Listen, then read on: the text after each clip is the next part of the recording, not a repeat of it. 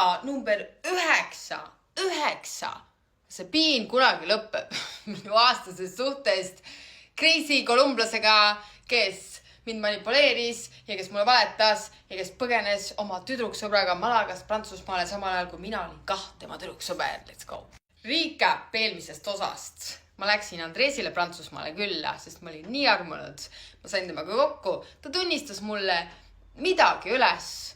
Ma magasin temaga. Ta kutsus mind Pauliineks. Ma viskasin ta välja. Järgmisel päeval ma läksin koos temaga matkama. Mis siis, et ta mind Pauliineks kutsus? Mis siis, et ma sain teada, et ta on koos Pauliinega? Ja siis rohkem ma teda ei näinud. Ma jäin lõpuks Prantsusmaale palju pikemaks, kui ma olin arvanud, et ma sinna jään, sellepärast, et Ryanair canceldas mu tagasilennu ja siis ma rebookisin ja ta canceldas mu teise tagasilennu ja siis ei olnud mitte ühtegi lendu mitu päeva. Nii et mul ei jäänud mitte midagi muud üle, kui kas jalutada Malagasse või bookida endale hotelli, ehk siis ma valisin hotelli variandi, ma võtsin endale 4 tärni hotelli, sellepärast, et ma teadsin, et Ryanair maksab mul selle lõpuks kinni. Ja siis mul oli aega mõelda oma elule järele, mul oli aega mõelda, kui sitt mees tegelikult on Andres. Ja kas ma tahan üldse olla koos sellise mehega, kes on nagu hädaorg, kellega on nii palju draamat ja probleeme ja kes mind konstantselt süüdistab tema petmises. Ja ma lõpuks vaikselt hakkasin aru saama, et vist ei taha.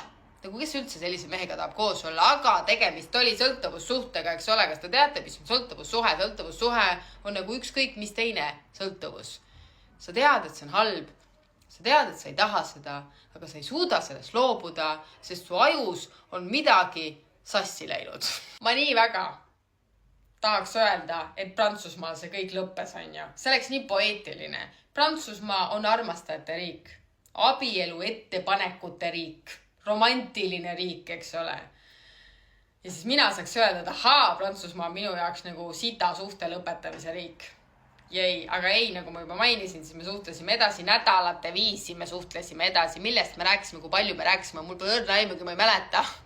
Ja mul ei ole neid sõnumeid enam, et järele vaadata. Ju siis ei olnud nii huvitav.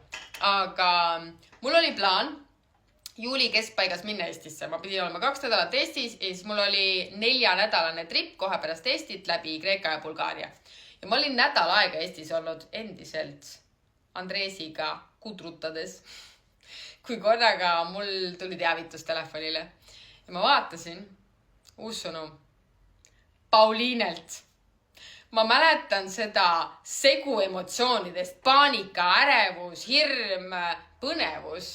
Nagu mida Pauliine minult tahab. Ja mul oli nagu see ka, et ma ju endiselt rääkisin Andresiga edasi, et ma olin nagu oh no.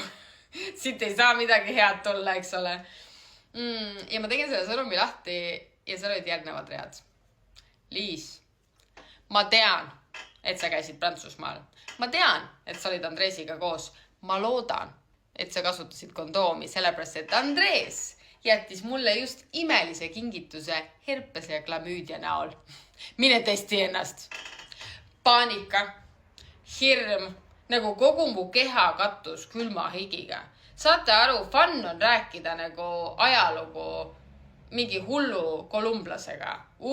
Rebound, nagu crazy aastane suhe. Oh my god, mis kõik juhtus. Ma nagu ei tahtnud, et see lugu nii sitasti lõppeks, et ma pean sinna lõppu panema, et ja siis ma sain endale sellise imelise kollektsiooni suguhaigustest.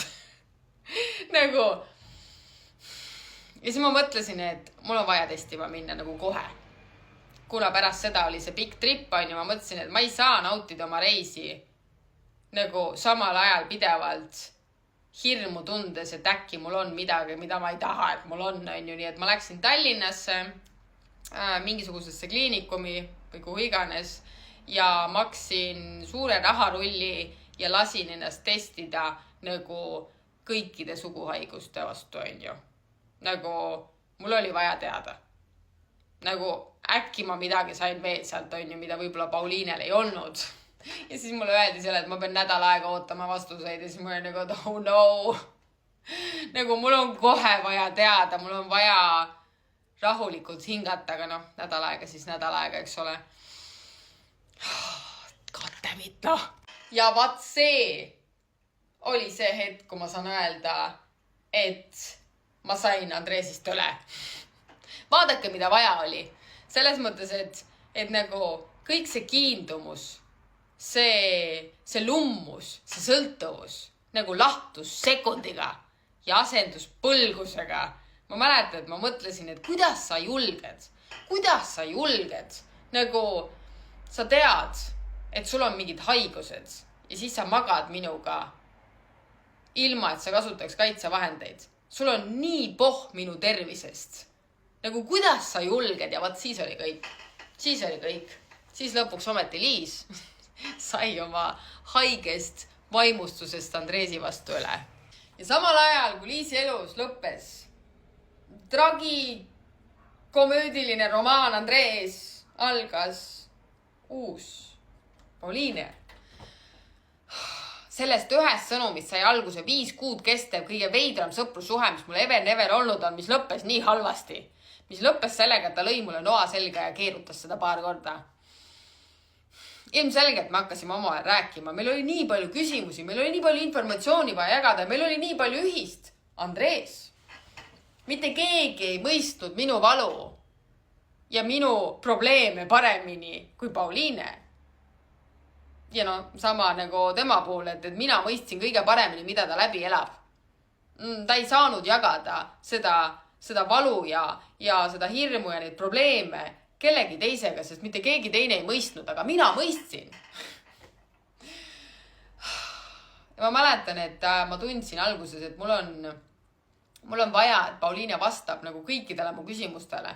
Ma tahtsin teada tõde iga vale kohta, mida Andrees mulle rääkinud oli. Ja ma küsisin ja ta vastas ja ma küsisin ja ta vastas. Ma mäletan juba esimene õhtu me helistasime.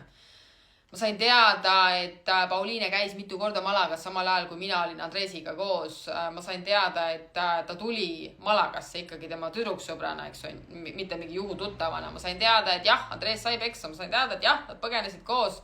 Et nad on terves aeg koos olnud. Ma sain teada, et Andrees rääkis Pauliinele, et ma olen sõge. Ma olen halb ema, mul on halb lauluhääl. Et Pauliine jumala eest ei võtaks minuga ühendust, muidu ma lihtsalt hüppan katuselt alla. Et ma olen nagu mentaalselt nii habras. Siis me rääkisime terve selle aja jooksul, kui me nagu kontaktis olime. Siis nad olid koos Andreesiga, siis nad läksid lahku Andreesiga, siis nad olid jälle koos, läksid jälle lahku. Ja ma üritasin nagu, mul tekkis nagu mingi missioonitunnetus. Ma tundsin, et ma pean talle toeks olema. Mul on vaja ta ära päästa. Keegi teine ju mõista teda sama moodi nagu mina. Mina oskan talle toeks olla. Mina saan ta sealt välja tõmmata. Ja ta kukkus uuesti ja uuesti ja uuesti sinna auku, kuhu ma ta nagu välja tõmbasin. Ja ma mäletan, et see oli nii väsitav. See oli nii väsitav ja see oli nii õudne aga ma ei suutnud nagu sellele joont alla tõmmata. Mingi hetk ma olin nagu nii sügaval sees, et ma ei osanud seda enam välja tulla. Ja ma tundsin, et see oleks ebaaus nagu Pauliine suhtes, et ma lihtsalt nagu põgenen, et ma enam ei viitsi nagu nende draamadega tegeleda. Ja see kõik lõppes nagu... Ma vist ei jõua täna selle loo lõpuni, et ma natukene nagu järgmises loos räägin teile detailsemalt mõnedest kohtadest, eks ole, kus Andrees teda kinni hoidis, kus Andrees tema telefoni ära konfiskeeris, kuidas Andrees helistas mulle. Et ma nagu lõpetan selle loo järgmises osas ja ma räägin, mis nende suhtest lõpuks sai ja kus Andrees praegu on. Ja siis lõpetame selle loo ära, siis nagu aitab. Ok.